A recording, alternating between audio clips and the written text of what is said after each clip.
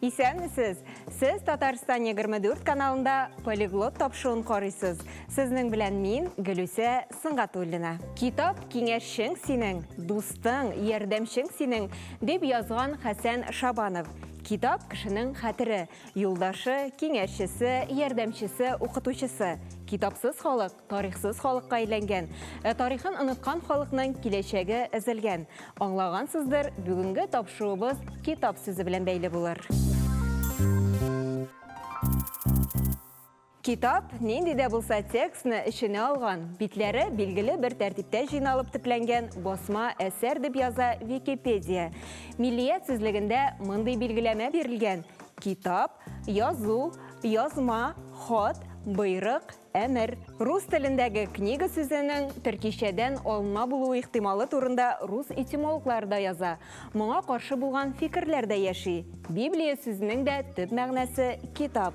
Абдулла Тукай да үзенең китап дигән шигырендә гомумән китапны түгел, бәлки изге китап Коръәнне күздә тотадыр. Китап ул яхшы әңгәмәдәш һәм бик шәп корал.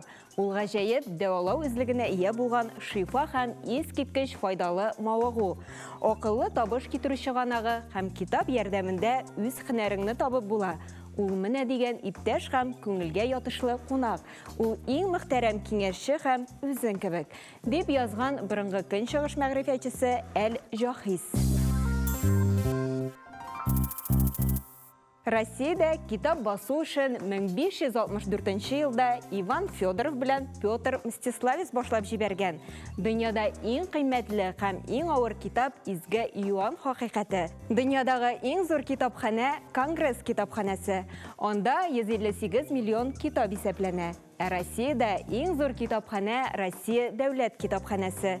Аның шүрлекләрендә 22 миллион китап бар. Дөньядагы иң кечкенә китапханә Бөекбритания шәһәрләренең берсендә урнашкан. Шәһәрчектә 8 йөзләп кенә кеше яшәсә дә, кайвакыт китапханәдән китап алу өчен чиратка басарга да туры килә икән. Бу гаҗәп тә түгел, чөнки китапханәгә бер генә кеше керә ала. Әлеге китапханә иске телефон будкасында урнашкан. Нибары бер генә китап саклана торган китапханә дә бар. Ул Һиндстанның Амритсар шәһәрендә урнашкан. Китапханә кыйммәтле мәрмәрдән салынган, бакыр һәм алтын белән бизәлгән. Анда изге китап саклана. Иң кечкенә китап 1996 елда Омск шәһәрендә нәшер ителгән. Китапта Чеховның Хамелеон хикәясе.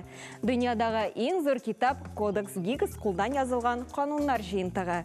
Аның озынлыгы 92 см, иңе 50 см. Китапның калынлыгы 22 см. Татар телендәге беренче китап гарәп хәрефләре белән языла, һәм ул 1612 елда басыла.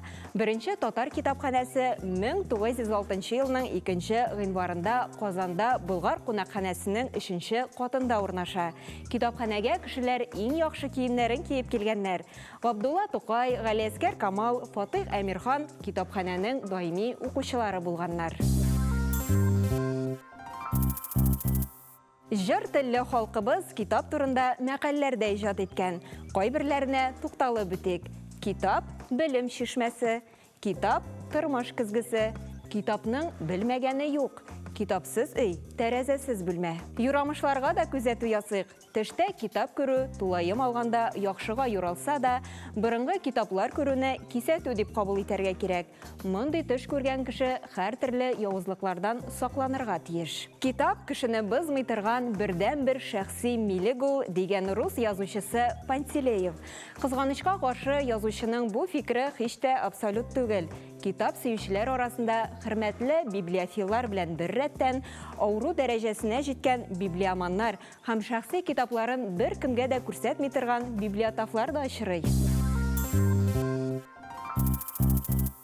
Шушының белән тапшыруыбыз ахырына якынлашты. Бүгенге тапшыру сезнең өчен файдалы һәм кызыклы булгандыр дип ышанып калабыз. Мин Гөлүсә Сыңғатуллина, сезнең белән сау булышам. Очрашуларга кадәр.